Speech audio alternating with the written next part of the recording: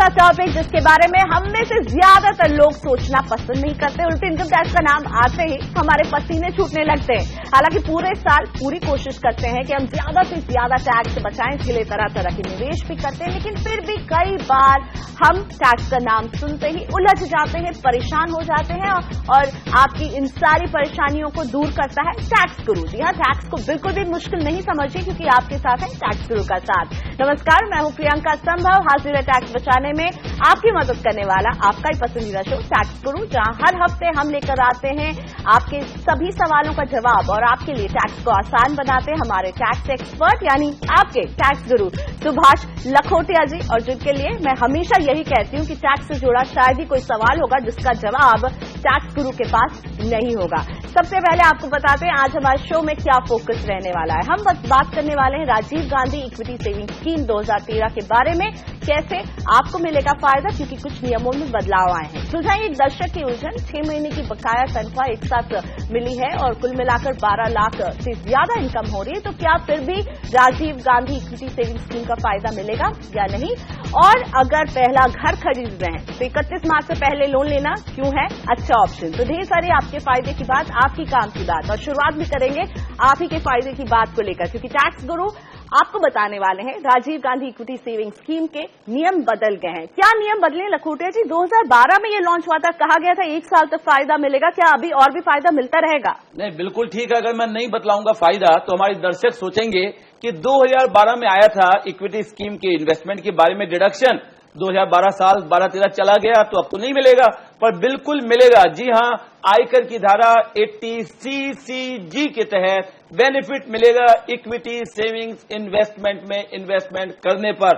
केवल इंडिविजुअल को मिलेगा ये बेनिफिट। और एक और बात ध्यान रखने की बात है, Rajiv Gandhi equity savings scheme 2013 सरकार ने लॉन्च कर दी, जहां पर पूरी बात बड़े विस्तार से बताई गई है। और ये अभी कोई 18 दिसंबर 2013 को ही स्कीम आई। अब आइए सबसे पहले इंपॉर्टेंट पॉइंटर समझ लें ताकि हमारे दर्शक गलती नहीं करें डिडक्शन क्लेम करने में, और नहीं कर रहे हैं क्लेम तो क्लेम कर लें कि भाई अगर वो आते हैं इसके बेनिफिट लेने के लिए। नंबर 1, इन्वेस्टमेंट का बेनिफिट मिलेगा फर्स्ट टाइम इन्वेस्टर्स को। Second important point, maximum amount जिस पे निवेश किया जा सकता है और टैक्स का बेनिफिट लिया जा सकता है वो है मैक्सिमम 50,000 रुपए का निवेश। छूट मिलेगी उस पे 50% तक मैक्सिमम, अर्थात कुल मिलाकर 25,000 रुपए आपकी इनकम से घट जाएंगे। पर आप तो चाहते हैं सीधा सीधा मतलब बनाओ, फायदा बता दो इसका। जी हां, इसका फायदा होगा 2,500 या 5,000 या कुछ केसेस में 7,500 रुपए टैक्स पेयर्स को, depending on their other income. Total income क्या है उसके बेनिफिट पे फायदा मिलेगा। अगला इंपॉर्टेंट पॉइंट और जो बदलाव लाया है पिछले वर्ष के कंपैरिजन में, इस वर्ष अगर आप निवेश करके बेनिफिट लेना चाहते हैं तो आपकी ग्रॉस इनकम, अन्य इनकम 12 लाख रुपए से कम होनी चाहिए। लास्ट ईयर ये लिमिट 10 लाख रुपए थी। नेक्स्ट इंपॉर्टेंट पॉइंट ध्यान करना है, लास्ट ईयर केवल 1 साल के लिए आई थी, अब क्लेरिफाई हो गया कि स्कीम 3 साल तक अवेलेबल है। अर्थात 3 साल इन्वेस्ट करते रहेंगे अलग अलग अमाउंट तो बेनिफिट मिलते जाएगा। अब फटाफट बेनिफिट लेने के लिए सोचें किस में करूं निवेश। इक्विटी शेयर्स कौन से वाले, जो BSE 100 में है या CNX 100 में है, या equity share public sector enterprises के, जिसे हम कहते हैं महारत्न, नवरत्न, मिनी रत्न आदि आदि, और साथ ही म्यूचुअल फंड जो है इक्विटी रिलेटेड, किसी में भी निवेश करो बेनिफिट मिलेगा। पर हां, only to retail new investor, अलग से डीमैट अकाउंट इसके लिए खोलना जरूरी आपके लिए।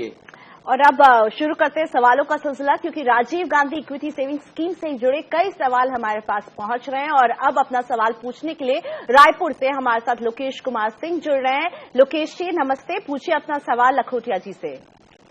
हाँ लखोटिया जी नमस्कार। नमस्ते जी लोकेश जी, बोलो जी। डॉक्टर लोकेश सिंह रायपुर से बोल रहा हूँ। पहले तो बहुत बहुत धन्यवाद और बधाइयाँ कि आप टैक्स जैसे जटिल सब्जेक्ट के बारे में लोगों को इतना ज्ञान देते हैं। धन्यवाद जी। सर, अपने क्वेश्चन पर आता हूँ। मेरा क्वेश्चन ये था सर कि मैंने राजीव गांधी इक्विटी स्कीम में 2012-13 फाइनेंशियल ईयर में इन्वेस्ट किया था। मेरे 50,000 रुपए वर्थ के मेरे शेयर ब्लॉक हो गए थे। ठीक है। सब्सिक्वेंटली उसके बाद मैंने सर वापस से 13-14 में मैंने कुछ और परचेज किए। हाँ, तो वो फिर से मेरे 50,000 और ब्लॉक हो गए हैं। तो अभी की स्टेटस ये है कि सर मेरे पूरे लगभग 1 लाख वर्थ की मेरे शेयर ब्लॉक हो चुके हैं। मेरा ये सवाल था सर, क्या मेरे को इस साल किसी बेनिफिट मिलेगा? और यदि इस साल मेरे को बेनिफिट मिला 13 से ज्यादा मेरे बेनिफिट नहीं मिलेगा तो जो मेरे शेयर ब्लॉक है उसको मैं अनब्लॉक कैसे करवाऊंगा? एक मिनट, नहीं की बात मत बोलो भैया, यहाँ तो बोलो कैसे मिलेगा, बतलाओ ना। बिल्कुल जरूर मिलेगा, लॉक कर दिया जाए, यही है सवाल आपके लिए। लॉक कर दिया जाए तो बेनिफिट ले लिया जाए। आपने इस साल भी निवेश कर लिए तो इस साल भी 50,000 पे अलग से छूट मिलेगी। और हाँ, अभी से ध्यान रख लेना, अगले फाइनेंशियल ईयर 2014-15 में भी गलती मत करना, निवेश कर देना। तो छूट पिछले साल आपने ली, इस साल आप लेंगे, क्योंकि लॉक कर दिया आपने 50,000 रुपए का इन्वेस्टमेंट, और अगले साल भी निवेश करिएगा और छूट लीजिएगा। बिल्कुल, छूट की जब बात आती है तो मुझे लगता है सभी लोगों का ध्यान रहता है, इसीलिए Rajiv Gandhi equity saving scheme पर इतने सवाल भी आ रहे हैं। जबलपुर से सोनाली जी हैं, अपने पिताजी के लिए सवाल पूछ रहे हैं और इसी में निवेश के बारे में पूछ रही हैं। सोनाली के पिता की सालाना इनकम 10 लाख से कम है। सितंबर 2012 में बाईपास सर्जरी की वजह से वो 6 महीने ऑफिस नहीं गए। उन्हें फाइनेंशियल ईयर 2012-13 में सिर्फ 6 महीने की ही सैलरी मिली, लेकिन बचे हुए 6 महीने की तनख्वाह उन्हें फाइनेंशियल ईयर 2013-14 में मिली है। यानी पिछले साल के 6 महीने की तनख्वाह मिलाकर इनकी सैलरी 13.5 लाख हो गई है। सोनाली जानना चाहती हैं कि क्या इनके पिताजी अब RGESS में निवेश कर सकते हैं या नहीं, क्योंकि उनकी तनख्वाह तो 9 लाख है, लेकिन इस साल क्योंकि पहले का बकाया मिला इसलिए ज्यादा हो गई है। ऐसा है जी सोनाली जी, अनफॉर्चुनेटली आपके पिताजी को बेनिफिट नहीं मिलेगा। कारण कुछ भी हो, इस साल की टोटल इनकम आपके पिताजी की 13-13.5 लाख हो गई है, जो कि 12 लाख से ज्यादा है, इसलिए बेनिफिट नहीं मिलेगा। और जब नहीं मिलेगा तो आप क्यों इन्वेस्ट करेंगे, इसलिए बेहतर होगा इन्वेस्ट नहीं करें। अगला सवाल पूछने के लिए भुवनेश्वर से हमारे साथ फोन लाइन पर हैं विकास अग्रवाल। ये भी Rajiv Gandhi equity saving scheme पर ही सवाल पूछ रहे हैं। विकास जी नमस्ते, पूछिए अपना सवाल। पूछिए। लखोटिया जी नमस्ते। नमस्ते जी, नमस्ते। Thank you. मेरा सवाल यह है आपसे कि अगर किसी ने last year Rajiv Gandhi equity link saving scheme में किया है इन्वेस्ट, तो क्या और नेक्स्ट 2 साल तक वो कर्ज के क्लेम कर सकता है या नहीं? और दूसरा सवाल यह है कि अगर उसने लास्ट ईयर इन्वेस्ट किया है, उसके साथ अगर कुछ स्टॉक्स वगैरह भी खरीद लिया है विद इन द ईयर, तो ये साल वो इन्वेस्ट करके उसको फायदा मिलेगा या नहीं? बिल्कुल, बहुत अच्छा है। लास्ट ईयर निवेश किया तो आपने स्वाद तो चख ही लिया ना, बेनिफिट का, टैक्स बेनिफिट एक्स्ट्रा हो गया आपको। इस साल भी आप बेधड़क निवेश करें, आपको टैक्स बेनिफिट मिलेगा। और अगले साल के लिए भी पैसे बचा के रख लेना, अगले साल भी अगर निवेश करोगे तो टैक्स का बेनिफिट मिलेगा। पर अगले साल की पक्की गारंटी हम आज के दिन तो नहीं दे सकते भैया, क्योंकि नई सरकार और नया बजट लेके आएंगे, उस दिन बतलाएंगे कि पक्का मिलेगा कि नहीं मिलेगा। पर इस साल तो ले लो बेनिफिट, करो फटाफट इन्वेस्ट। हमने एक छोटा सा ब्रेक, और ब्रेक के बाद आपको बताने वाले हैं कि इस वित्त वर्ष अगर आप अपने लिए पहला घर खरीदते हैं तो कैसे होगा आपको एक्स्ट्रा फायदा।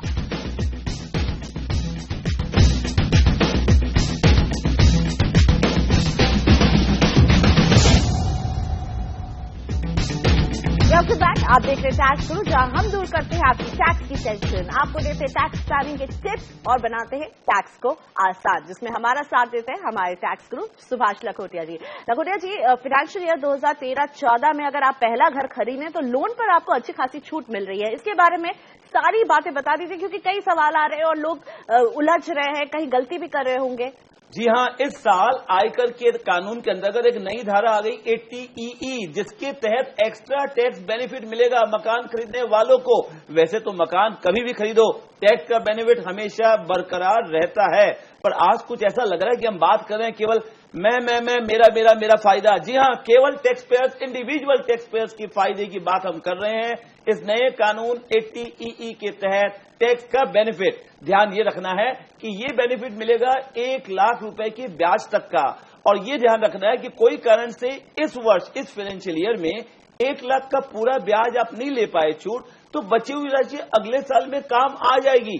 ये एक्स्ट्रा डिडक्शन है for buying a new residential house. अगली इंपॉर्टेंट पॉइंट जो ध्यान रखने की इस बारे में वो ये है कि जो हम बात कर रहे हैं मकान के बारे में, प्रॉपर्टी का लोन, नए मकान का लोन सैंक्शन केवल इसी वर्ष में होना चाहिए। अगर पुराना लोन सैंक्शन है तो बेनिफिट नहीं मिलेगा, इसी वर्ष loan sanction must. Third important point है कि हाउस प्रॉपर्टी जो नई खरीदने वाले हैं, रेसिडेंशियल हो और उसके अंदर लोन की राशि 25 लाख रुपए से ज्यादा बिल्कुल नहीं हो। ज्यादा लोन की राशि ले लोगे छूट बिल्कुल नहीं मिलने वाली।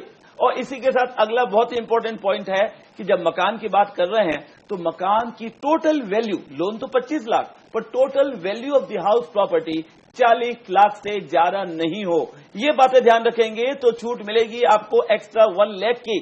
पर एक और इंपॉर्टेंट ध्यान रखनी है कि जो हाउस प्रॉपर्टी का जो लोन का है, date of sanction of the loan important है, उसको ध्यान रखें।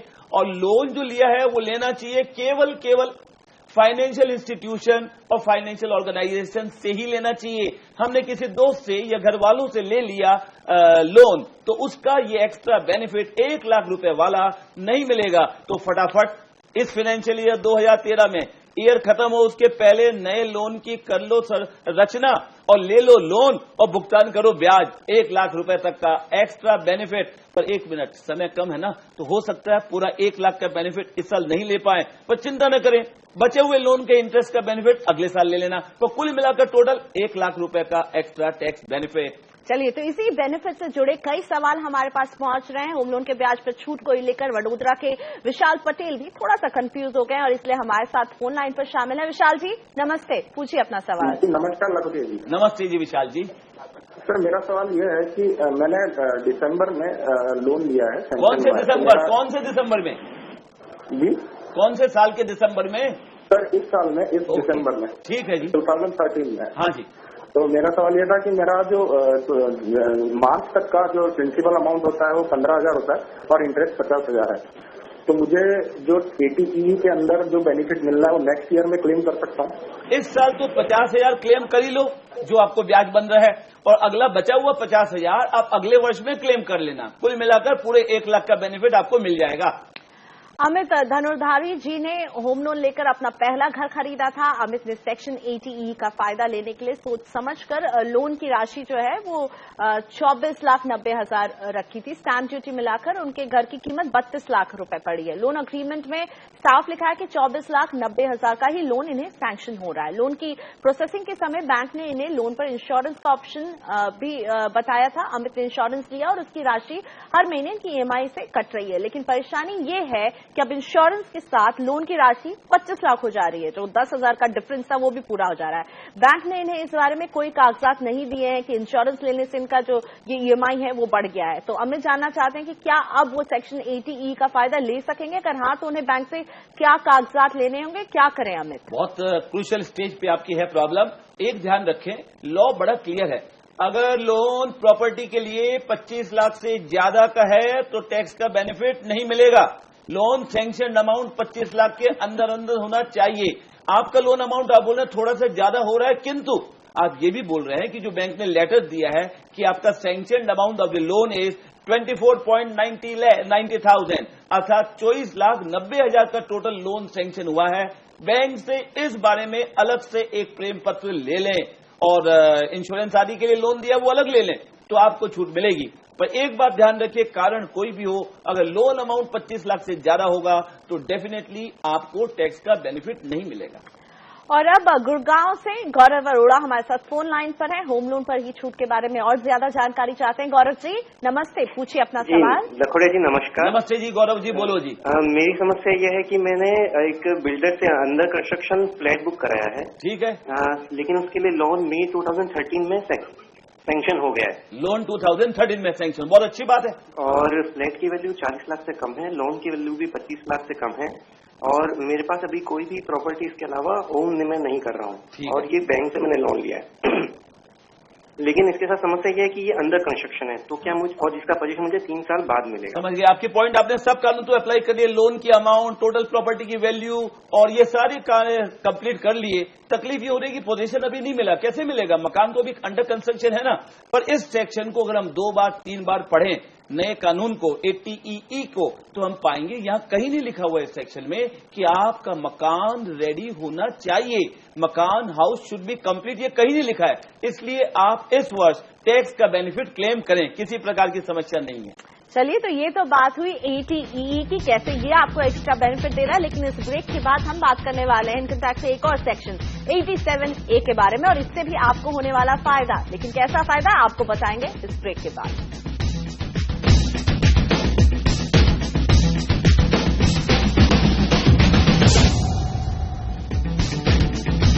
Welcome back. आप देख रहे हैं टैक्स गुरु, जहां हम बताते हैं आपका टैक्स और आपको बताते हैं टैक्स प्लानिंग के बारे में। और जब बात टैक्स प्लानिंग की आती है तो हम सभी जानना चाहते हैं कि हमारा टैक्स रिबेट हमें कहां मिल रहा है। और ऐसे एक सेक्शन की आज हम चर्चा करने वाले हैं, सेक्शन 87A, और ये आपको कैसे फायदा दिलाएगा ये बताएंगे हमारे टैक्स एक्सपर्ट लखोटिया जी। क्या नया है ये 87A सेक्शन, इसमें किस तरह से फायदा मिलेगा? देखिए, जो मैंने अभी बताया, सबसे पहले आज के फायदे केवल इंडिविजुअल टैक्स पेयर्स के हैं। जितने इंडिविजुअल देख रहे हैं टीवी के शो, वो लेंगे फायदा, केवल इंडिविजुअल, अर्थात हिंदू अनडिवाइडेड फैमिलीज वगैरह इसका बेनिफिट नहीं ले पाएंगे। फाइनेंशियल ईयर 2013-14 कई सालों के बाद वापस बेनिफिट मिल रहा है नई धारा 87A के तहत, जिसके अंदर 2000 रुपए तक का अतिरिक्त टैक्स रिबेट मिलेगा आपको। जी हां, आप मतलब इंडिविजुअल्स, नॉट HUF आदि। और एक और बात ध्यान रखनी है, मैक्सिमम अमाउंट जो छूट मिलेगी टैक्स रिबेट की, वो या तो जो टैक्स पेएबल वो या 2000 रुपए, जो लोअर है दोनों में से वही मिलेगा। कुल मिलाकर मैक्सिमम बेनिफिट 2000 रुपए का इनकम टैक्स आपका बचेगा इस नए सेक्शन के तहत। अब जरा ये देख लें कि ये कैसे होगा और इसका इंपैक्ट क्या होगा। एक एग्जांपल से समझ पाएंगे हमारे दर्शक, जरा फास्ट और फटाफट। सबसे पहले तो आपका जो इनकम है उस पे कर लो कैलकुलेट कितना बनता है टैक्स। पर एक और बात, 5 लाख से ज्यादा आपकी इनकम है ना, तो टैक्स का बेनिफिट नहीं मिलने वाला ये रिबेट का। अब जितना टैक्स बनता है हमारा, उसमें से 2000 तक की रिबेट मिलेगी। मान लो आपकी इनकम है 2,20,000 रुपए, उस पर टैक्स ही बनता है 2000 रुपए, तो 2000 इस नए सेक्शन के तहत रिबेट में छूट मिलके आपका टैक्स पेएबल हो जाएगा। अब बिग जीरो, कोई टैक्स नहीं देना है। इसी तरह दूसरा एग्जांपल और समझ ले, अगर 5 लाख की आपकी इनकम है इंडिविजुअल की, उस पे टैक्स बनता है 30,000 रुपए, तो 2000 रुपए रिबेट के आपको काट दिए जाएंगे और बैलेंस टैक्स देना पड़ेगा केवल 28,000 रुपए। वेतनभोगी कर्मचारी इसका बेनिफिट ले सकते हैं अपने एम्प्लॉयर से। लेकिन ये बहुत जरूरी है, जैसा कि लखोटिया जी ने बताया, कि आपकी इनकम 5 लाख या 5 लाख से कम होनी चाहिए। इसी से जुड़ा सवाल पोरबंदर गुजरात से JK लुंगारिया जी का भी था। हमने इन्हें शामिल किया हमारे शो में। लुंगारिया जी नमस्ते, पूछिए अपना सवाल। नमस्ते, पूछिए अपना सवाल सर। Hello sir. हाँ साहब, नमस्कार जी, बोलो सर। हाँ नमस्कार सर, JK लुंगारिया फ्रॉम पोरबंदर। हाँ जी। हाँ, पिछले साल वित्त मंत्री ने कर्मचारियों के लिए 87A के तहत 2000 रुपए रिटर्न भरते वक्त कम भुगतान करने का किया था। हाँ जी। हेलो, हमें ये जानना है सर, हमने इनकम टैक्स में तपास किया तो उन्होंने किया, हमारे पास कोई रिटर्न परमिशन नहीं आया। हम ये कहना चाहते हैं कि हम ये 2000 रुपए अभी रिटर्न भरते समय कम भरे या रिटर्न भरने के बाद रिटर्न मांगे। एक मिनट, समझ गए आपके पास इतने। देखिए, आपके पास अगर फालतू पैसे बहुत हैं, पैसे की बरसात हो रही है, तब तो आप बाद में भी रिफंड ले लें, क्या फर्क पड़ता है। पर बेहतर यही है अभी ही इनकम टैक्स बचाना है, आज अभी इसी मिनट। अर्थात जब रिटर्न भरने लगेंगे तो जितना मेरा टैक्स बनता है उसमें से 2000 रुपए घटा दो, उसके बाद जो बाकी राशि है उसका भुगतान करो। समझ लो 12,000 टैक्स बनता है तो 2000 डिडक्ट, उसके बाद 10,000 बचे, 10,000 का भुगतान करो। यही है नियम रिबेट का। मुजफ्फरपुर बिहार से विष्णु कुमार जी का हमारे पास ईमेल आया। विष्णु जी ने माइनर ट्रस्ट का रिटर्न ITR 7 में भरा है। इनकम टैक्स विभाग ने उन्हें नोटिस भेजा कि वो 2 लाख की छूट का फायदा नहीं ले सकते हैं। विष्णु जानना चाहते हैं कि उन्हें अब क्या करना चाहिए। विष्णु जी, माइनर का अगर ट्रस्ट बनाते हैं, स्पेसिफिक बेनिफिशियरी ट्रस्ट, और एक ही बेनिफिशियरी है, तो डेफिनेटली रिटर्न भरना पड़ेगा ITR 5 में, और 2 लाख का बेनिफिट जरूर मिलेगा। एक और आखिरी सवाल राजस्थान से सुखपाल सिंह जी का, वरिष्ठ नागरिक हैं और जानना चाहते हैं क्या उम्र के इस पायदान पर वो PPF अकाउंट खोल सकते हैं और 1 लाख के निवेश पर उन्हें टैक्स छूट मिलेगी या नहीं।